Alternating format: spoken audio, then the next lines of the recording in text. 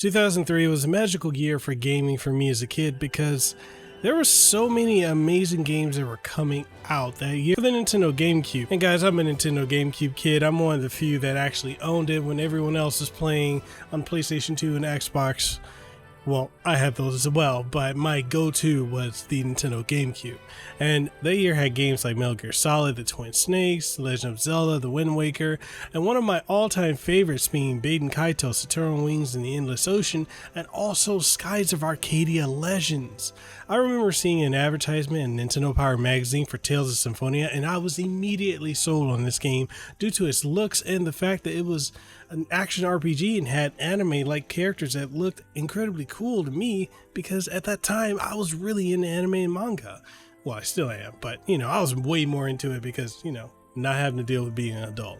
But anyways, I remember playing it and eventually spending my entire summer that year 100% in the game and falling in love with the characters and story. Fast forward to a decade later in 2013 and we have the PS3 re-release that included the controversial sequel Dawn of the New World. And hey, I'm one of the few people that actually likes Dawn of the New World. So I know a lot of people hate it, but that's not my jive. I actually really like that game. It was originally released on Nintendo Wii as an exclusive, and yet this was the first time it got to another platform. But going back to Tales of Symphonia Chronicles on PS3, this port was based on the Japanese exclusive PS2 release that added more content such as story content, weapons, side quests, and more. But it unfortunately ran at 30 frames per second instead of 60 frames per second like the GameCube version. In 2016, we saw a re-release on Steam that was essentially a port of the PS3 version that ran at 30 frames per second, but gave a ton of graphical settings not seen in a PlayStation 3 release. And here we are 20 years later in 2023, and the game is again being ported, this time to all current gaming platforms. Well, Nintendo Switch, the PlayStation 4 and the Xbox One, but that was still played on PS5 and Xbox Series X and S, with this being dubbed Tales of Symphonia Remastered. I put quotations around remastered because it's essentially a port. There's really nothing new other than maybe HD Rumble in the Switch version, but this is also based on the prior PS3 release. So the question now is, does Tales of Symphonia still hold up 20 years later? Let's find out. The story of Tales of Symphonia centers around the people of Silverond having to find those who are known as the Chosen of Mana or Chosen of Regeneration. We'll go on a pilgrimage that will see them regenerating the world.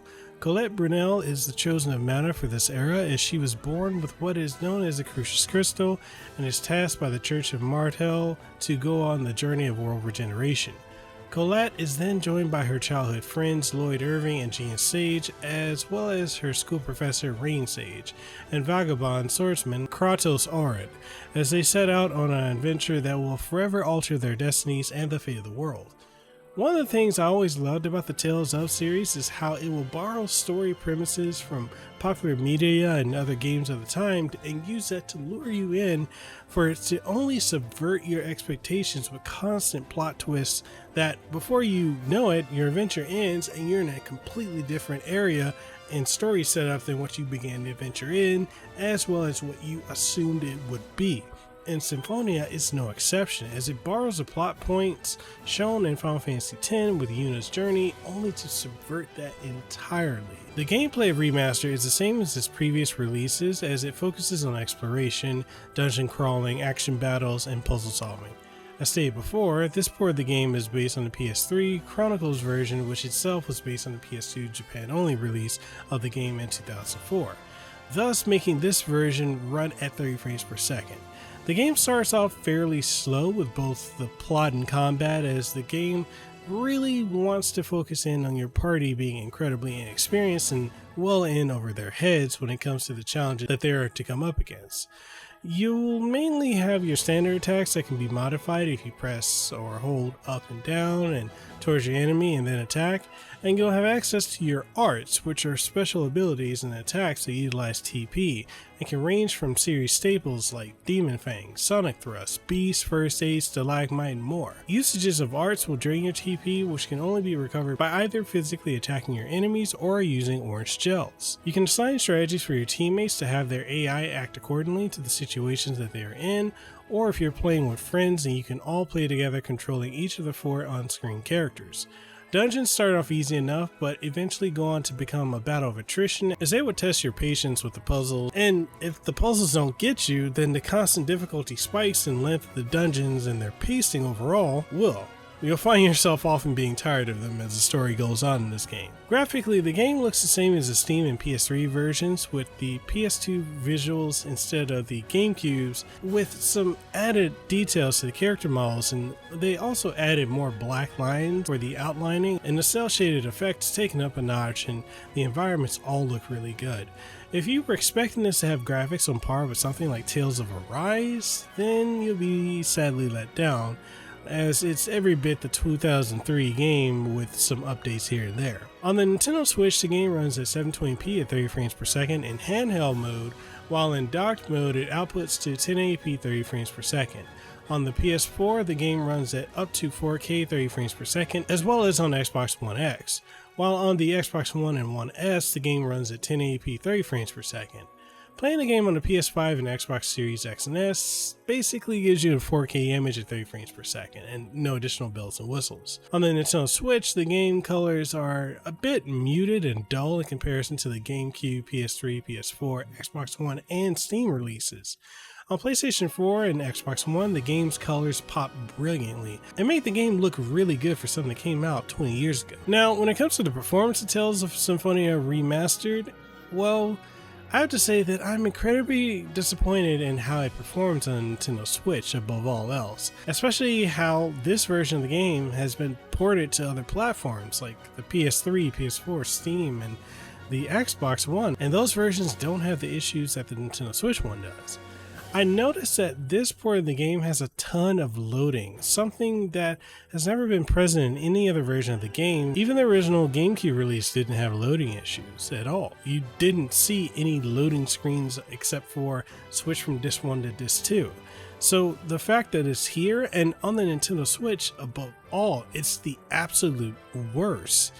Like, whenever you go to different sections of various towns and dungeons, you will see that the game will fade to a black screen and need to load for 5 to 10 seconds, sometimes 15 to 20 seconds, which made me not want to explore due to the insane amount of loading times. The fact that there are so many loading issues just baffles me to no end and makes me wonder why Bandai-Namco would re-release the game on the Switch in such an unpolished state. The fact that this happens worse on the Switch version and also occasionally happens on the PS4 and Xbox One version is confusing to me. Like, okay, I can try to wrap my head around why this happens on the Switch version, but for the PlayStation 4 and Xbox One, yeah, that just doesn't add up at all to me. It shouldn't have any issues whatsoever. It should be like a one-to-one to the Steam and PlayStation 3 release.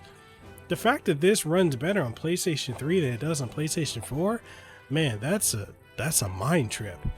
The other issue I noticed was the fact that when you either go to the menu or go to the stats section of the select screen, the background is removed on the Nintendo Switch version, and all you have is the character art and a black background.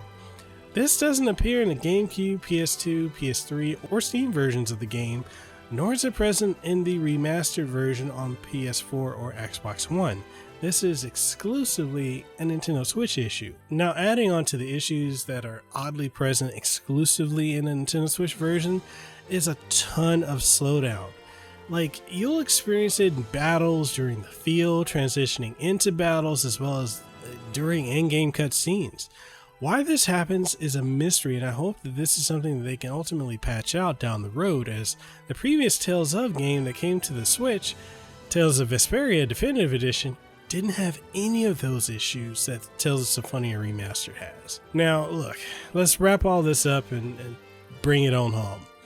As happy as I am that Tales of Symphonia has been re-released, especially for a new generation to enjoy, I must say that the Nintendo Switch version of the game is hands down the absolute worst way to experience this legendary game.